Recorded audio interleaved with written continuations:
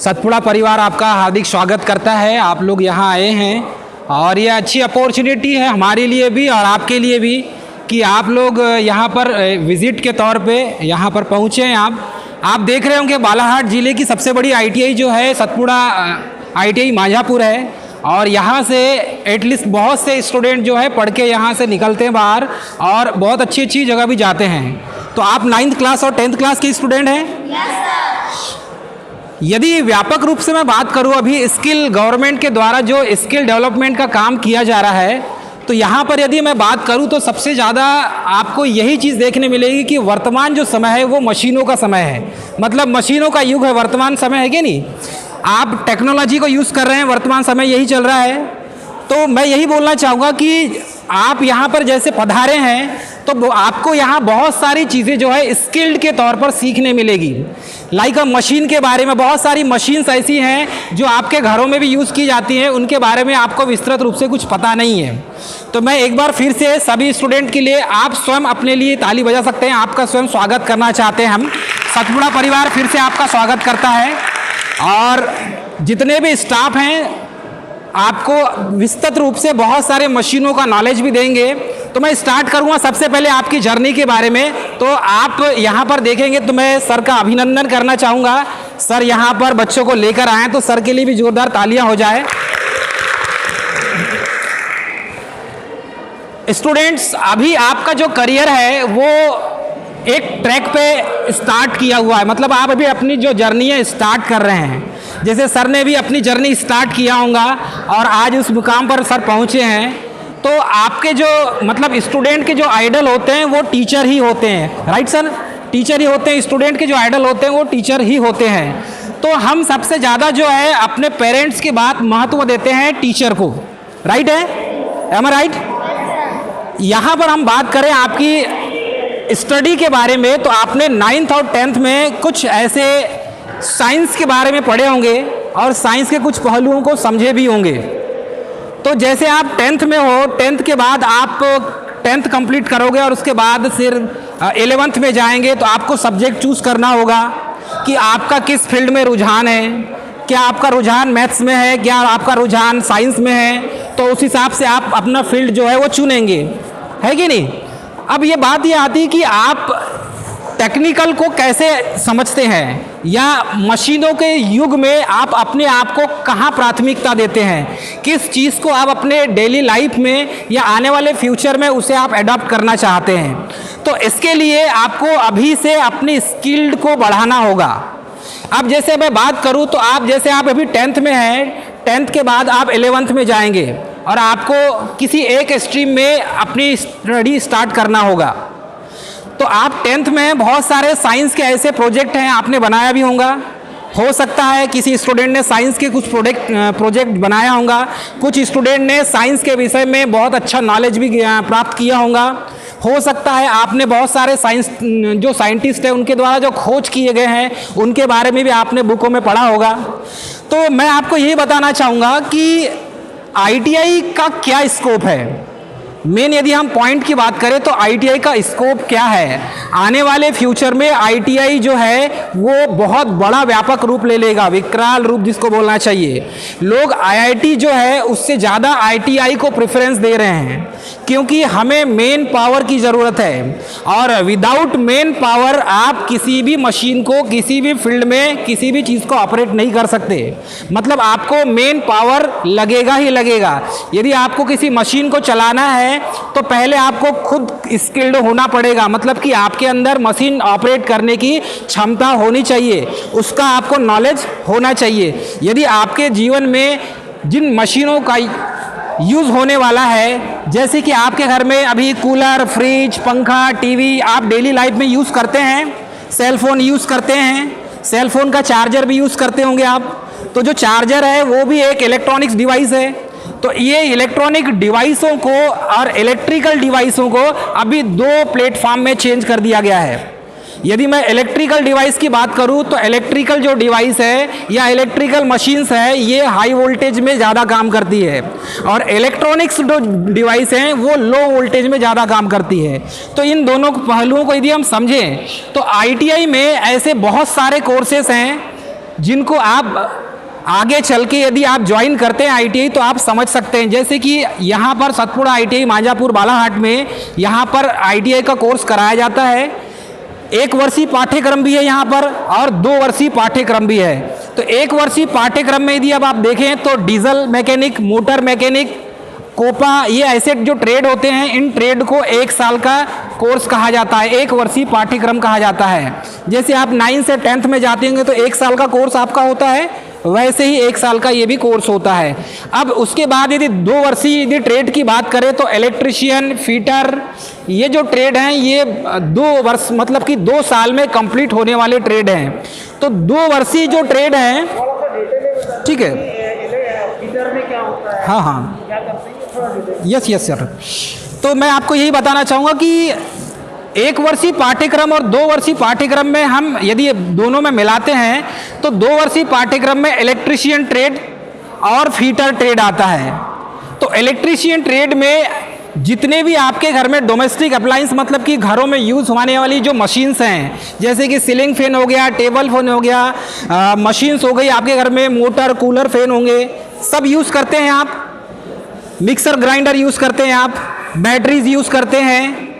तो ये जितने भी उपकरण हैं ये इलेक्ट्रिशियन ट्रेड में सिखाए जाते हैं। आप इन्हें कैसा रिपेयर करेंगे, क्या फॉल्ट आ जाता है इनमें, कैसा सुधारेंगे इनको, और यहाँ से आगे चल के इनका जो व्यापक जो है गवर्नमेंट सेक्टर में भी जॉब की बहुत अच्छी अपॉर्चुनिटी है। जैसे कोई स्टूडेंट जैसे आईटीआई यदि आप कंप्लीट करते हैं इलेक्ट्रिशियन से तो आपके गवर्नमेंट जॉब लगने के भी चांसेस रहते हैं, और प्राइवेट सेक्टर में, प्राइवेट कंपनियों में भी आपको जॉब के चांसेस ज़्यादा होते हैं। अब यदि आप आईटीआई इलेक्ट्रिशियन से करते हैं तो जितनी भी प्रकार की यहाँ वर्कशॉप में मशीनें दिख रही है, आप इनका आपको विस्तृत रूप से नॉलेज हो जाएगा। इन मशीनों को कैसे ऑपरेट करना है इसके बारे में जानकारी मिल जाएगी आपको। इस साइड भी कुछ ड्रिल मशीनें रखी हुई है, इन मशीनों में जिस जिस मोटर का उपयोग किया गया है इनके बारे में आप विस्तृत रूप से पढ़ेंगे। उसके बाद यदि हम बात करें फीटर की, तो फीटर में जॉब बनाने के लिए, अर्थात कि ये जैसे मशीन दिख रही हैं आपको, इन मशीन की जो असेंबलिंग की जाती है, इन मशीन का जो फ्रेम तैयार किया जाता है, इन मशीनों की जो कॉस्टिंग की जाती है, इनके फ्रेम को कैसे बनाया जाता है, ये सब फीटर ट्रेड में आप सीखेंगे।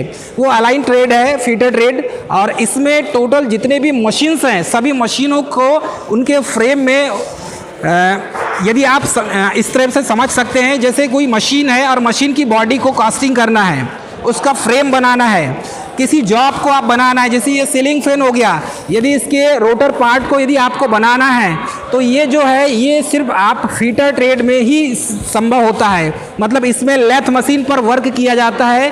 यदि आप जैसे जैसे यदि 10th के बाद आईटीआई में एडमिशन लेंगे, कोई स्टूडेंट जिनका अभी मोटिव होगा कि आईटीआई में एडमिशन लेना है मुझे 10th के बाद में, तो मैं आपको बताना चाहूँगा कि आप 10th पास करने के बाद आईटीआई में एडमिशन ले सकते हैं, क्योंकि इसमें मिनिमम जो क्वालिफिकेशन है वो 10th पास है।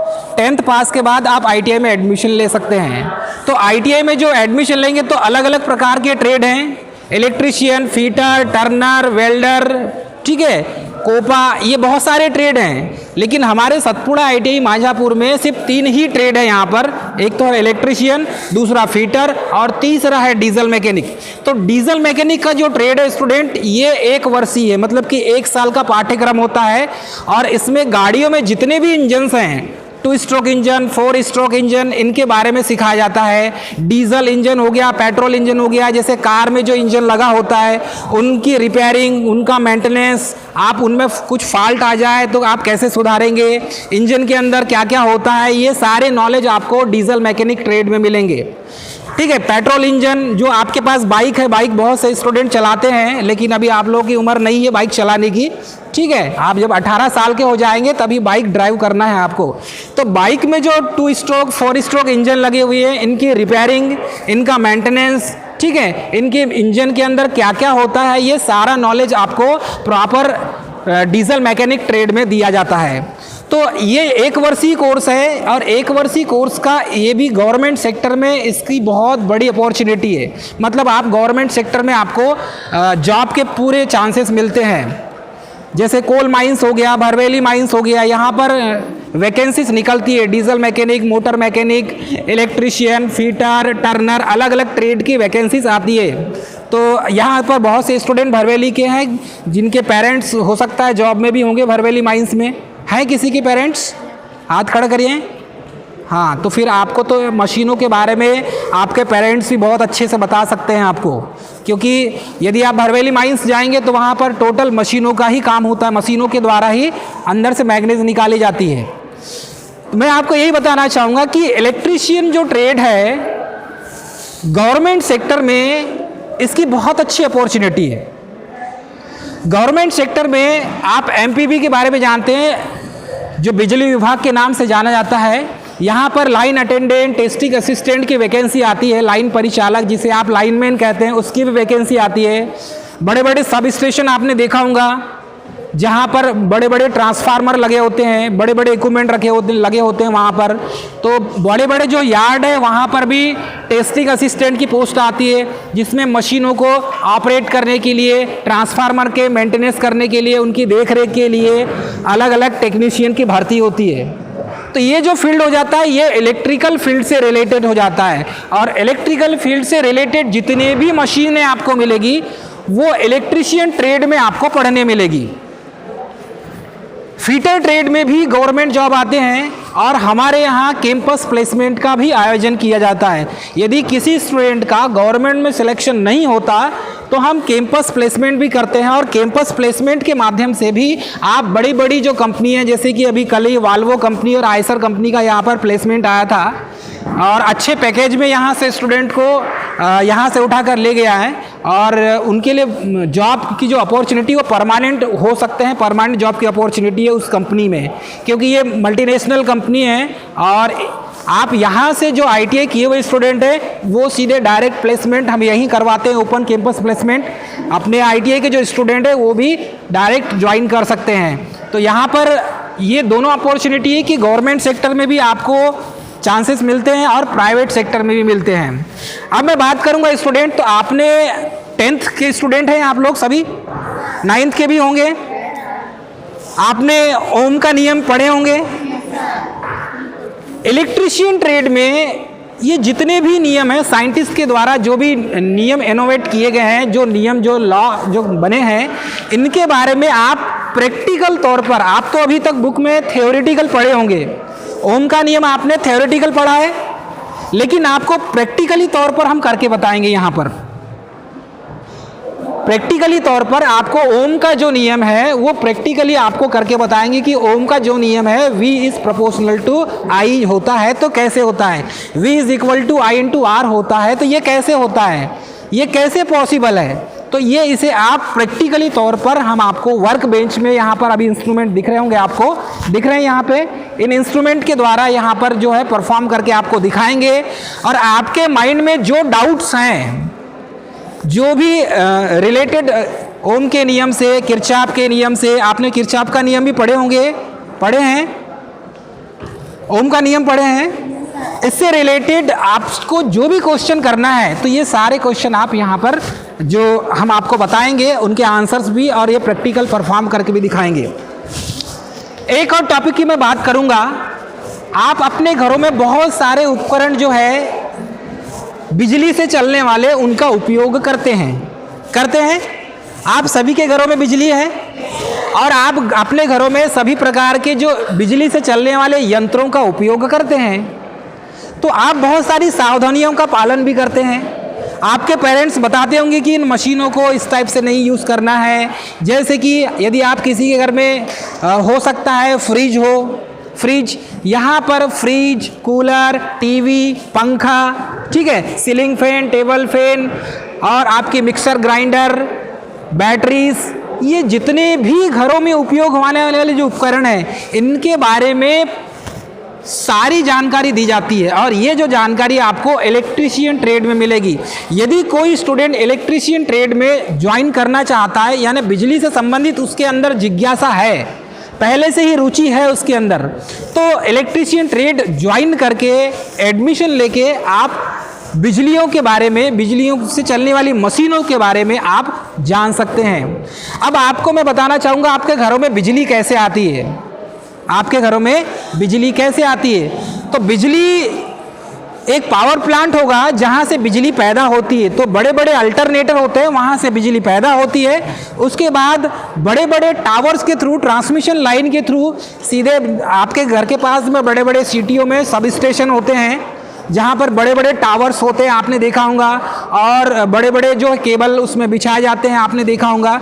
तो इलेक्ट्रिकल पावर जनरेशन होता है, जनरेशन के बाद सीधे ट्रांसमिशन बड़ी बड़ी टावर्स के थ्रू बिजली सब स्टेशन तक पहुंचता है, और सब स्टेशन से फिर आपके घरों तक, डिस्ट्रीब्यूशन सिस्टम तक, मतलब कि आपके घरों के पास हो सकता है कि पावर हाउस होगा, पावर हाउस में बिजली आती है, और पावर हाउस से जो बिजली है वो आपके घरों तक फिर 3 फेस लाइन के थ्रू आपके घरों तक, जो आपने देखी होंगी आपके घरों के पास छोटे साइज में, ज़्यादा बड़े साइज में नहीं, बल्क साइज में नहीं, मीडियम साइज के ट्रांसफार्मर लगे होंगे, उन ट्रांसफार्मर के थ्रू आपके घरों तक बिजली आती है। तो पावर जो जनरेशन हुई कहाँ, बहुत दूर, यहाँ से एक लगभग 500 किलोमीटर दूर पावर जनरेशन हुआ, वहाँ से बिजली बड़े बड़े टावर के थ्रू आपके सिटी के जो सब स्टेशन होते हैं वहाँ पर आती है, वहाँ से फिर सिटी से 3 फेस जो है लाइन वो सीधे आपके घरों के पास के ट्रांसफार्मर तक आती है, और वहाँ से फिर बिजली आपके घरों तक आती है, जो सिंगल फेस कनेक्शन है।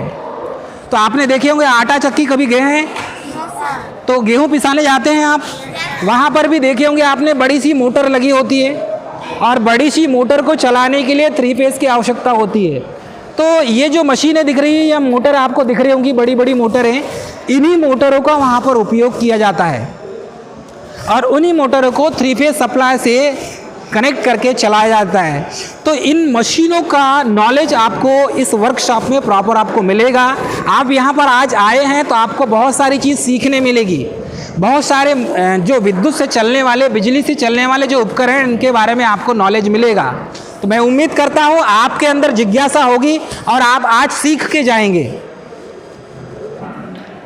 हम 9th और 10th के जो इलेक्ट्रॉनिक हार्डवेयर वाली जो कोर्स है उससे जो रिलेटेड बच्चे हैं उनको आज हम जो है सतपुड़ा ITI लेकर आए हैं। ये बच्चे हायर सेकेंडरी भरवेली से हैं और लगभग यहाँ पे 30 बच्चे शामिल हैं, और इन बच्चों को यहाँ पे हम ITI में इलेक्ट्रीशियन, फिटर और डीजल मैकेनिक जो कोर्स चलते हैं उसको यहाँ पे विस्तार से यहाँ के ट्यूटर के द्वारा समझाया जाएगा, और उसको सभी बच्चे अपने राइटिंग में लेंगे और उसके बारे में समझेंगे।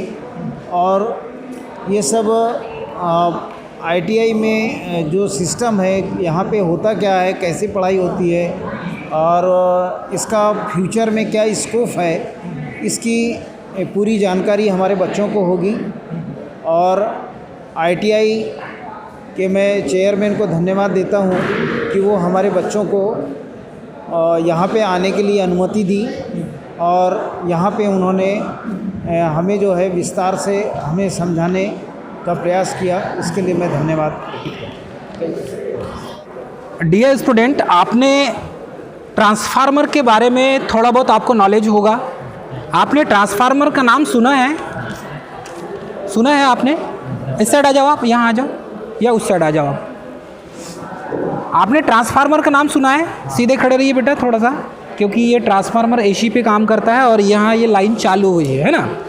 तो आपने देखा होगा ट्रांसफार्मर आपके घरों के पास में 2 पोल जो होता है H माउंटेड, 2 पोल के बीच में ट्रांसफार्मर लगा होता है कि नहीं? मतलब वोल्टेज को कम या ज़्यादा करना है, बढ़ाना या घटाना है, तो उसका किसका काम है? ये ट्रांसफार्मर का काम है। वोल्टेज को बढ़ाना और घटाना किसका काम है? ये ट्रांसफार्मर का। तो हम ट्रांसफार्मर के द्वारा वोल्टेज को घटाया या बढ़ाया जा सकता है। ये आपको दिख रहा है यहाँ पर ट्रांसफार्मर, ठीक है। इसे कहते हैं, आपके घरों में बोर्ड लगा होगा तो इसे हम बोलते हैं सीरीज टेस्टिंग बोर्ड। इसे क्या कहेंगे बेटा हम? Series testing. अब ये बोर्ड में आपको दिख रहा होगा यहाँ पर कुछ ये इंडिकेटर स्विच दिख रहा है आपको, इसे कहते हैं फ्यूज़।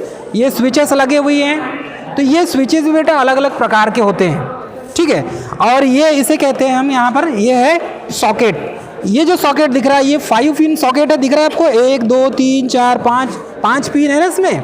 और इसमें कितने सॉकेट हैं? तो है तो ये 2 पिन सॉकेट हो जाएगा। और इसके ऊपर जो आप जैसे कि मोबाइल का चार्जर का प्लग लगाते हैं ना, उसको क्या कहते हैं, प्लग लगाते हैं, प्लग कहते हैं ना उसे हम। ये आपके घरों में देखने मिल रहा होगा किसी घर में, पुराना भी घर में अभी, तो ये अभी अब रिप्लेस कर दिया गया है। अब वर्तमान समय में MCB का यूज़ किया जाता है। ठीक है बेटा, ये है ICDP, इसे क्या कहते हैं हम, ICDP। इसका भी काम है सप्लाई को ऑन ऑफ करना। ठीक है, एज अ प्रोटेक्टिव डिवाइस के रूप में आप इसे ग्रिप कहते हैं। घर पे आपने देखा होगा फ्यूज़ उड़ गया या ग्रिप जल गया, ऐसा बोलते हैं ना आप। हाँ, तो यहाँ पर ये जो है, ये इससे जो मेन सप्लाई यहाँ पर आया, यहाँ से सप्लाई इसमें जाएगा। ठीक है, उसके बाद बेटा यहाँ पर देखेंगे तो ये जो है अमीटर, वोल्ट मीटर, ये इसका उपयोग क्या है। तो बेटा जब भी आप करंट चेक करना है, आपको करंट को मापना है या करंट चेक करना है, तो आप किसके माध्यम से करेंगे, अमीटर के माध्यम से। किसके माध्यम से करेंगे, अमीटर के माध्यम से। और उसके बाद बेटा यहाँ पर आपको ऐसे ही एक और मीटर दिख रहा होगा जिसे कहते हैं वोल्ट मीटर। क्या कहते हैं इसे हम, वोल्ट मीटर। तो वोल्ट मीटर से क्या चेक करेंगे हम, हाँ।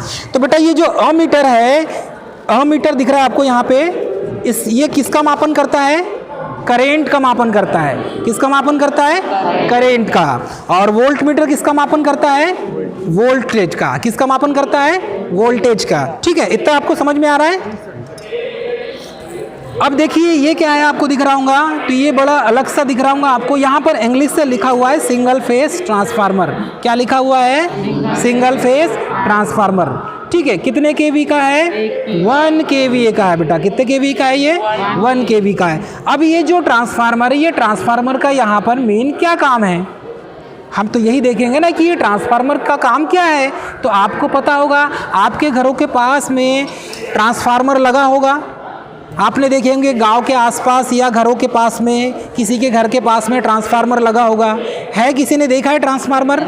आप जब यहाँ से एंट्री किए होंगे तो आपको साइड में एक ट्रांसफार्मर मिला होगा, देखा आपने, है ना, एक बहुत बड़ा ट्रांसफार्मर लगा है। तो यहाँ पर भी वही, ये छोटे प्रारूप मतलब छोटे साइज़ का ट्रांसफार्मर है। तो ये जो ट्रांसफार्मर है, ये हमेशा AC पर काम करता है। तो आपने देखा होगा करंट भी 2 प्रकार की होती है कि नहीं, एक होती है AC, है ना, और DC क्या है, लिखिए बेटा, साइड में जाती है AC, एक साइड में जाती है। वैसा नहीं बेटा, हम बता रहे हैं आपको। लिखिए AC का फुल फॉर्म लिखिए अल्टरनेटिंग करंट। AC का लिखिए अल्टरनेटिंग करंट, अल्टरनेटिंग करंट। ठीक है, हिंदी में क्या कहेंगे इसे हम, प्रत्यावर्ती धारा। क्या कहेंगे, प्रत्यावर्ती धारा। ठीक है, उसके बाद सेकंड लिखिए DC, डायरेक्ट करंट। DC लिखिए, उसका फुल फॉर्म लिखिए, DC का फुल फॉर्म लिखिए डायरेक्ट करंट, डायरेक्ट करंट। और इसे हिंदी में क्या कहेंगे बेटा, दिष्ट धारा। लिखिए इसको, दिष्ट धारा। ठीक है, लिखे दिष्ट धारा। तो बेटा यहाँ पर आपको ये ट्रांसफार्मर है। अब यहाँ पर आप देखेंगे तो ये जो ट्रांसफार्मर होता है, ये अल्टरनेटिंग करंट पर वर्क करता है। मतलब इसको सप्लाई क्या देंगे हम, AC, अल्टरनेटिंग करंट देंगे। ठीक है, ट्रांसफार्मर बेटा DC में काम नहीं करता, ये आपको माइंड में रखना है। ट्रांसफार्मर किस में काम करता है, AC में काम करता है। ठीक है, अब ये आपको ट्रांसफार्मर दिख रहा है, यहाँ पर आपको दिख रहा होगा अमीटर वैसे ही लगा हुआ दिख रहा है सभी को। और यहाँ पर क्या लगा है, वोल्ट मीटर लगा है। और ये दिख रहा होगा आपको, इसे क्या कहेंगे हम, बल्ब। ठीक है, अब ये कितने कितने वाट के हैं, 200 वाट के बल्ब है यहाँ पे। कितने कितने वाट के बेटा, 200 वाट के बल्ब है यहाँ पर। तो हम ट्रांसफार्मर से क्या कर रहे हैं, बल्ब को जला रहे हैं। लेकिन हम कैसे जला रहे हैं, ये जो ट्रांसफार्मर है ये 2 प्रकार के होते हैं, एक वोल्टेज को बढ़ाने वाला और एक वोल्टेज को घटाने वाला। तो हम क्या कर रहे हैं, यहाँ पर ये दिख रहा है आपको, यहाँ से हमने सप्लाई लिया, किसको दिया हमने, ट्रांसफार्मर को। यहाँ ट्रांसफार्मर के देख रहे होंगे आप, ये एक साइड है, मतलब इसे कहते हैं प्राइमरी साइड, और दूसरा क्या है, सेकेंडरी साइड। तो ये इस साइड वाला जो होगा, ये कौन सा साइड होगा, इनपुट दे रहे हैं आप यहाँ पे, और यहाँ पर क्या निकल रहा है आपका, आउटपुट साइड। तो सेकेंडरी ये आउटपुट हो गया और प्राइमरी क्या हो जाएगा, इनपुट हो जाएगा। बेटा कुछ समझ में आ रहा है। हम यहाँ पर ट्रांसफार्मर क्यों लगाए हैं, यहाँ पर लिखा है 230 वोल्ट ऑब्लिक 115 वोल्ट। तो हम यहाँ पर क्या कर रहे हैं, वोल्टेज को कम कर रहे हैं। मतलब कि यहाँ पर इस साइड टर्मिनल में कितना मिलेगा आपको, 115 वोल्ट मिलेगा, और इस साइड वाले दोनों टर्मिनल में क्या मिल रहा होगा, 220 मिल रहा होगा। आपको स्कूल में पढ़ाते होंगे ना, आपको वीटी के अंतर्गत आपको पढ़ाते होंगे ट्रांसफार्मर के बारे में, अमीटर वोल्ट मीटर के बारे में बताए होंगे आपको, कहाँ यूज़ करते हैं बताए हैं क्या बेटा, बताए हैं ना, क्लास लगी है आपकी, थोड़ा बहुत आपको नॉलेज होगा। तो बेटा यहाँ पर हम क्या कर रहे हैं, 230 वोल्ट को 115 वोल्ट में बदल रहे हैं। कहने का मतलब ये है कि यहाँ पर 230 वोल्ट ज़्यादा हो गया, उसको कितना करेंगे हम, 115 में बदलेंगे। तो वोल्टेज को हमने क्या कर दिया, घटा दिया। यहाँ पर हमने क्या किया, वोल्टेज को घटा दिया। अब वोल्टेज को हमने यहाँ पर घटा दिया और उसके साथ में किसका यूज़ किया, हमने लोड का यूज़ किया। तो अब ये लोड को हमने क्या किया, इसे कनेक्ट कर दिया। अब यहाँ इसे परफॉर्म करके दिखाएंगे, चालू करके दिखा दीजिए, इसको चालू करो।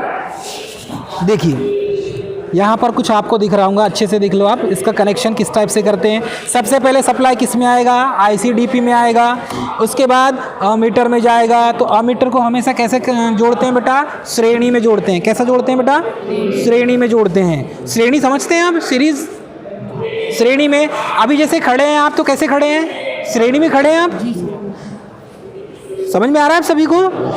और ये जो वोल्ट मीटर होता है बेटा, ये वोल्टेज मेजरमेंट करता है, वोल्टेज का मापन करता है। और ये जो वोल्ट मीटर है, ये हमेशा समांतर में जोड़ा जाता है। वोल्ट मीटर कैसे जोड़ते हैं हम, समांतर में जोड़ते हैं। तो यहाँ से आपको इस बोर्ड से जो सप्लाई मिल रहा है 230 वोल्ट मिल रहा है। तो यहाँ पर सप्लाई कितना दे रहे हैं आप, 230 वोल्ट। और यहाँ पर आपको कितना मिल रहा है, 115 वोल्ट मिल रहा है। तो आप यहाँ पर देख सकते हैं वोल्ट, ये वोल्ट मीटर और अमीटर में करंट कितनी फ्लो हो रही है। आप यहाँ से चालू करिए, चालू है। देखो अब यहाँ पर ये चालू है, हम यहाँ पर क्या कर रहे हैं, लोड को ऑन कर रहे हैं। में जो बहने वाली धारा है, मतलब करंट आई, वो वोल्टेज की क्या हो जाएगी, अनुक्रमानुपाती हो जाएगी, वोल्टेज के अनुक्रमानुपाती हो जाएगी।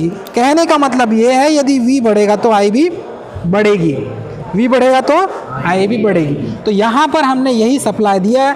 ये रेजिस्टेंस है। अब रेजिस्टेंस का ये पहला सिरा हो गया, ये दूसरा सिरा हो गया, यहाँ से हमने सप्लाई दी है बेटा, ठीक है। अब यहाँ पर ये क्या है, अमीटर है, ठीक है, ये मल्टीमीटर है, इसको हमने अमीटर में सेट करके रखे हैं। तो ये क्या दिखाएगा, करंट दिखाएगा बेटा, क्या दिखाएगा, करंट दिखाएगा। और सर्किट में जितना वोल्टेज होगा, ये वोल्टेज कौन दिखाएगा, वोल्ट मीटर दिखाएगा। और ये करंट जितनी फ्लो हो रही है इसमें दिखाएगा, और ये लोड के रूप में काम करेगा बेटा।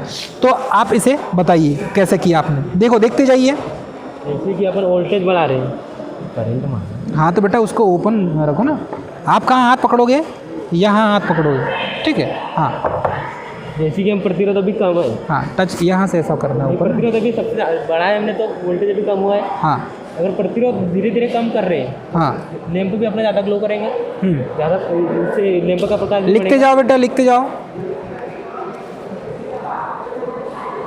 जितना ज़्यादा प्रतिरोध कम करेंगे उतना लैंप ज़्यादा ग्लो करेंगे, और जैसे प्रतिरोध बढ़ाएंगे तो लैंप ग्लो करना कम हो जाएगा। कुछ समझ में आया, देखिए I इज इक्वल टू क्या होता है बेटा, V/R होता है।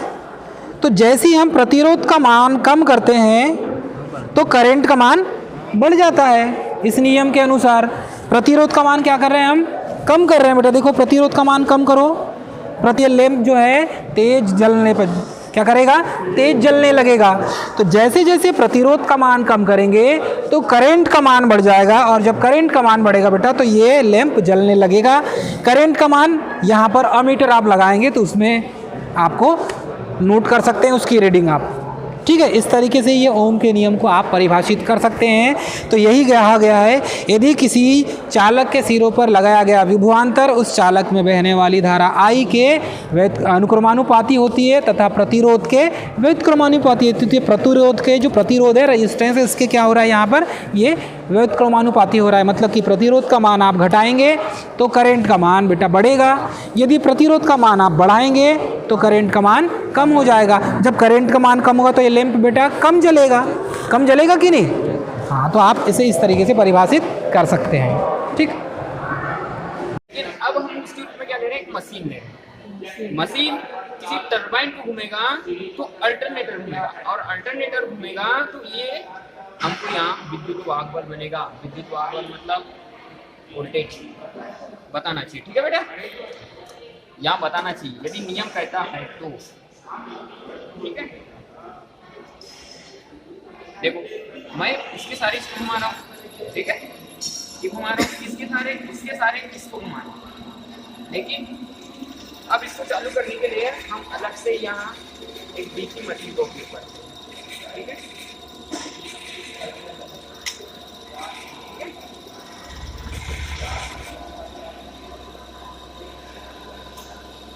देखो मशीन घूम रही है ना बेटा, वोल्टेज बन रहा है, ठीक है। अब हमने क्या किए, ठीक है, ये मशीन घुमा रहे हैं तो अब इसके द्वारा वोल्टेज बना है, ये घूमी, इसके सारे घुमाए, इसको अल्टरनेटर को, अल्टरनेटर प्लेन एज पे फैराडे के चुंबकीय प्रेरण का सिद्धांत का उपयोग करते हैं। फैराडे बोलते हैं कि किसी चुंबकीय क्षेत्र के बीच में किसी चालक को घुमाए तो वो क्या करेगा, वोल्टेज उत्पन्न करेगा। तो वही सिद्धांत को लेकर हम क्या घुमा रहे हैं, इस मशीन को घुमा रहे हैं, और उसी के सारे क्या घूम रहा है, अल्टरनेटर घूम रहा है, तो वहाँ क्या उत्पन्न हो रहा है, वोल्टेज उत्पन्न हो रहा है। मान लो कि ये जो है हमारा प्राइम मूवर या प्रथम चालक, ठीक है, इसके सारे घुमा रहे हैं, अल्टरनेटर घुमा रहे हैं, अल्टरनेटर घूम रहा है तो वहाँ क्या घूम रहा है, वोल्टेज समझ रहे हैं।